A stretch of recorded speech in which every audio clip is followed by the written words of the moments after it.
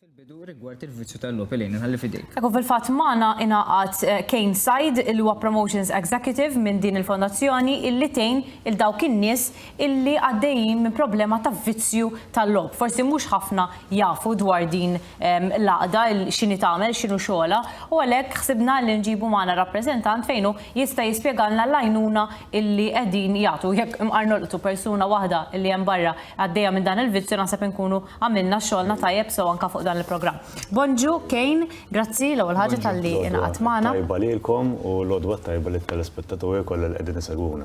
Grazzi ħafna fil-fatt ftit tal-ġimgħat ilu kien hemm ukoll storja anke fuq One Use fejn intom fejn ġi persuna li għaddejja mill-vizzju tal-lob u ġiet titkellem dwar l-esperjenza tagħha u l-għajnuna li ovvjament qiegħda tirċievi anke grazzi għalikom. X'inhi l-ewwel ħaġa nibdew mod ġenerali, ir-realtà ta' dan il-vizzju f'Malta huwa realtà li hija evidenti ħafna jew hija ftit nies li għaddej minnha.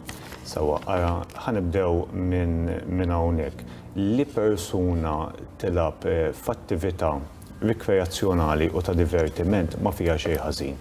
Dan jgħod mit-tfal tagħna għall-adulti u l-anzjani tagħna.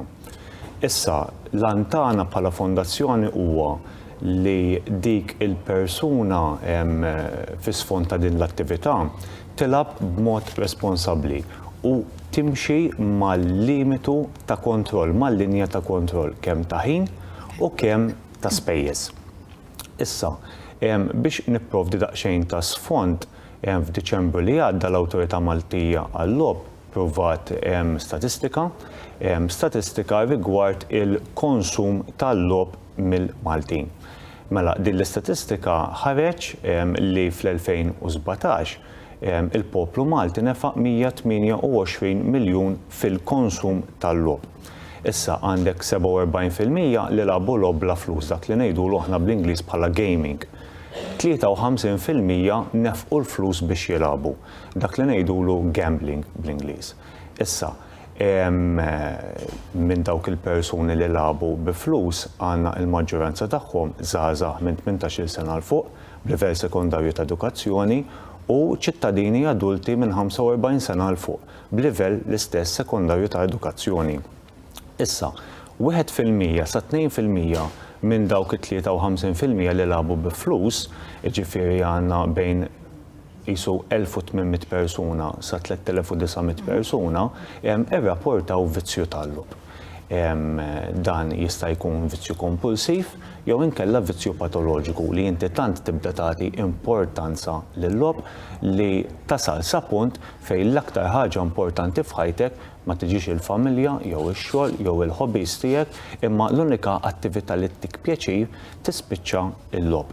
Dawn il-1% 2% rapportaw vizzju u aħna bħala fondazzjoni nemnu li hemm bżonn aktar ta' għarfien hemm barra fis-soċjetà tagħna viżavi il-lob responsabbli, il-vizzju patoloġiku tal-lob, il-vizzju per se tal-lob. Inkomplu nipprovdu alternattiva għall-vizzju, inkomplu insaħħu ir-riċerka u inkomplu nkunu ta' spalla għal persuni li sfortunatament qegħdin ibatu minn din il-problema, minn din il-karba sikta fis-soċjetà tagħna. Għandna s-servizz ta' għajnuna tagħna 1777 imma dan nkun nista' nitkellem aktar. Forsi anke għax inti semmejt il-punt fejn il-lob jiġi iktar importanti mill-familja. Però liema huwa l-punt illi tgħid illi hija għaddej minn vizzju tal-lob, ġifieri liema punt ġifieri tittieħdu skont kemm tħallas flus, ġifieri kemm tonfoq flus, jew anke l-fatt illi din il-ħaġa tittamla ta' kuljum anke jekk bi ftit ammont żgħar ta' flus. F'liema punt? Normalment persuna tibda bil-ftit. U kif taqbes il-linja tal-kontroll li semmejt, tibda tagħti importanza żejda, tibda tqatta' aktar ħin, tibda tħallas aktar flejjes. Tibda toħroġ minn buta flus li m'għandix, tibda tissellef. Persuna, jiena nixtieq inkun ċara hawnhekk, il-persuna tkun willing, jiġifieri willingly. Number one, l-aktar ħaġa importanti u l-aktar ħaġa problematika li l-persuna tinduna li għandha problema. Tistaqsi lilha nnifisha il-lob qed jikkawżali problemi f'ħajti, qed jikkawżali problemi mhux li l-nifsi biss, imma l-familja tiegħi qed nissellef flejjes ammonti kbar biex immantni l-lob tiegħi. Dawn huma kollha mistoqsijiet li persuna għandha issaqsilina nifisha biex toħroġ minn dik il-kokun ngħidilha jiena u it-tieni pass huwa l-aktar pass diffiċli li inti mhux talli indunajt li għandek problema, talli ħriġt hemm barra u qed tfittex l-għajnuna. Jiġifieri mhumiex passi sempliċi dik nirrikonoxxuhom, huma passi importanti ħafna.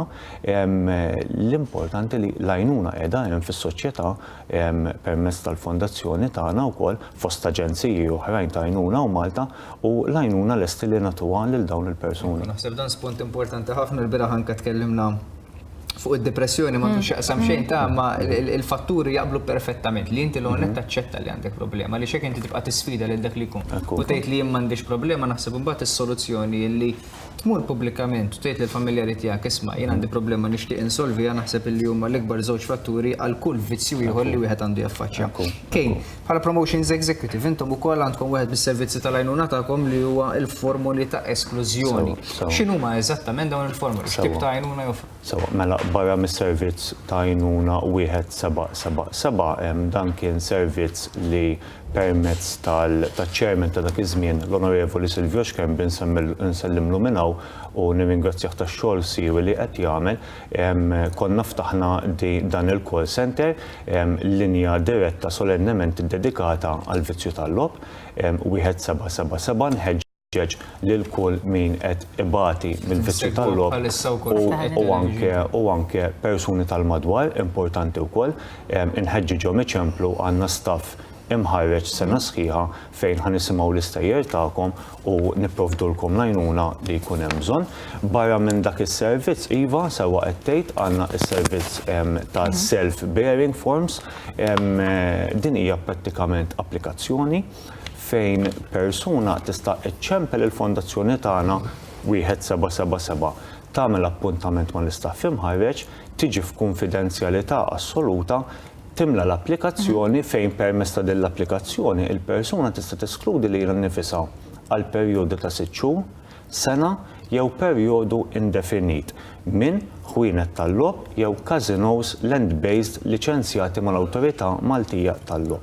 Kif timla dik l-applikazzjoni u persuna tinġibdilha saqajja u terġa' taqa' u tmur fil-casino tilab, hemmhekk permezz ta' Central Database kif tipprovdi l-ID card tixel bozza ħamra u l-persuna ma tkunx tista' tidħol. Din hija l-inkjata wkoll mal-gaming industry, ġifieri u li waqfuhom li jidħol il-għamil. Okay, very good. Sibna li dan huwa proċess li jgħin fil-proċess ta' rkupru tal-persuna. Importantissimu li jekk persuna tkun trid testudi lilu nnifisha l-perjodu indefinit barra l-ID card tagħha ovvjament magħha ġġib il-ċertifikat mediku iffirmat minn professjonista fil-mediċina li fuqu jkollu miktub jew ikollha miktub li qed bagħti mill-vizzju patoloġiku tal-lob.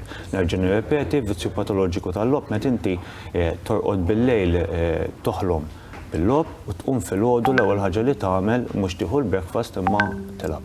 Taħseb fuq il-lob, din il-formula li semmejt kien hija pożittiva ħafna, però kellkom każijiet fejn il-bniedem forsi iddeċida li jagħmilha jħoss l-iżbalja u meta jasal fuq il-post tal-lob jirritalja jew ikun hemm forsi momenti fejn jgħid iddispjaċih kif jista' mbagħad jekk irid u li jsib forsi soluzzjoni oħra għaliex inti li twaqqaf persuna isma' llum l-estejt mix-xogħol u qiegħed iffissat li mmur nilab, imma once li ser nasal hemmhekk ser jgħidu li biex ma nidħolx. Kif tistgħu tikkumbattu għalih? Il-każijiet ivarjaw. Jiġifieri ikun hemm min iva imur fuq il-post u ma jitħalliex u jerġa' jmur lura fil-karozza u jerġa' jmur id-dar. Imma il-karattri jvarjaw. Normalment aħna naħdmu id fit mal-Malta Gaming Authority kif ikollna rapporti minn casinos jew inkella rapporti anke ta' illegalitajiet ta' ħwienet mingħajr liċenzja ta' lob fuq l-idejn nirrid nagħmilha ċara li dawn huma kollha attivitajiet illegali. Aħna nirċievu t-telefonati, nagħmlu r-rapport tagħna, naħdmu id fit mal-Malta Gaming Authority, imbagħad sta għal Malta Gaming Authority li permess tal-inspectors tagħna u l-forzi tal-ordni immexxu min-naħa tagħhom. Imma il-każijiet ivarjaw iva, ir-rapporti jkollna u aħna kemm jista' jkun każijiet bħal dawn ma jaqgħux taħt ir-remit tagħna, imma naħdmu jitfid dejjem mal-awtorità tal-lob eżatt u immexxu.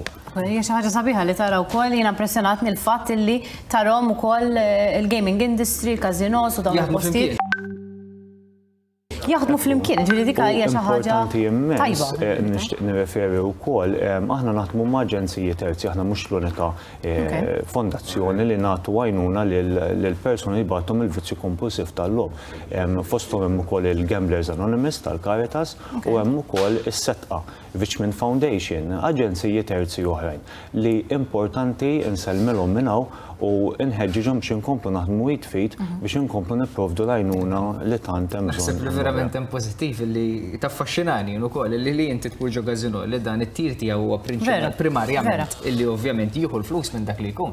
Però l-fatt li qed jiċċekkjalek l-ID card biex jara jekk inti għandekx permess tidħol jew le, dak kważi kważi qed jgħidlek isma' jien lest nitlef il-flus minn għandek imma ħansalvalek ħajtek u se nsalvalek il-ħajja tal-familja tiegħek. Naħseb hija verament inizjattiva pożittiva proset ta' dan. Ekku, forsi ankan kunu nistgħu nagħlqu bih ukoll il-parir li tagħti lil dak li forsi għaddejjin minn momenti li jgħidu qed jinjaraw il-programm jgħidu hija llum l-ewwel ħaġa li ħsibt fiha l-lob. Ġifieri għandi problema. X'jista' jagħmel fejn irid jikkuntattja dawn id-dettalji importanti li tagħmillu l-ħajja iktar faċli għal dak li jkun li ovvjament mhux faċli kif għedna li jagħmel l-ewwel pass u x'hekk. Nerġa' nsemmija l-ewwel pass huwa l-aktar pass diffiċli nifhmuh u l-aktar pass importanti. L-għajnuna qiegħda hemmhekk, is-servizz ta' għajnuna tagħna wieħed 777 attiv 24 siegħa kuljum. Għandna l-istaff imħarreġ lesti biex jilqgħu it-telefonati, ċemplu għal appuntamenti għal formuli ta' esklużjoni, ikkuntattjawna wkoll permezz taċ-chatline tagħna fuq www.rgf.org.mt. Kif titlu fuq il-website mhux diffiċli bottom right hand corner hemm il-link għaċ-chatline biex min forsi jiddejjaq jagħti dik it-telefonata jista' jitkellem ukoll via iċ-chatline. Kien, xtaqt nikkonkludi b'mistoqsija partikolari waħda u nkunu nistgħu naslu fit-tmiem ta' din l-intervista. Hekk ngħidu li inti jekk titfittex l-għajnuna ovvjament hemm il-telefon 1777, però jekk persuna ma tmurx għall-għajnuna mal-awtoritajiet, ma' persuna partikolari, anyone, mal-familjari tagħha. Hemm xi mistoqsijiet partikolari li wieħed għandu jevita sabiex il-persuna ma tirritaljax u iktar tmur għall-vizzju tal-lob, jew inkellem xi mistoqsijiet li tista' tagħmilha aktar faċli. Biex dak li qiegħed fil-vizzju tal-lob forsi hemm xi ħadd li jixtieq jisimgħu u jgħinu ma mbagħad hemm forsi xi domandi li aħjar wieħed jevita? Sewa. L-aktar ħaġa importanti li il-persuna titkellem. Mhux fir-rigward tal-vizzju tal-lob biss, imma f'kwalunkwe vizzju. U importanti wkoll fil-ħajja tagħna ta' kuljum li persuna tikkomunika mal-ħbieb tagħha, mal-qrabat tagħha, eċċetera, eċċetera. Il-mistoqsijiet huma nerġa' nsemmi huma mistoqsijiet intrinsive li inti il-lob qed jagħtik dak il-pjaċir estrem li inti qed tħalli l-familja tiegħek fil-ġenb, qed tiffinanzja l-lob tiegħek u minflok tħallas l-affarijiet essenzjali għalik u jew inkella l-familja tiegħek, qed titfa' ir-relazzjonijiet kollha tiegħek mal-maħbuba tiegħek fuq ix-xogħol tiegħek mal-ħbieb tiegħek kollha fil-ġenb biex tagħti importanza lill-lob. Dawn huma kollha mistoqsijiet mhux biex persuna jirritalja, imma persuna biex jiġi konxju intrinsikament u jgħid isma' jiena le qed nilgħab mod rekreattiv jew iva għandi bżonn l-għajnuna. L-għajnuna qiegħda hemm u nħeġġeġ lil kulħadd biex iċempel fuq il-linja tagħna 1777. Kejn Said, grazzi tal-li jenaqat magħna u tal-informazzjoni li tajtna, żgur li n-nistem barra dawk li forsi ma kinux jafu b'din il-fondazzjoni issa jafu li hemm l-għajnuna teżisti u għalhekk kull min għandu bżonn inħeġġeġkom biex tagħmlu kuntatt ma' din il-fondazzjoni biex tfittxu l-għajnuna u ma tkomplux tbagħtu fis-silenzju. Aħna ser inkunu qegħdin ngħaddu għal waqfa qasira ta' reklami.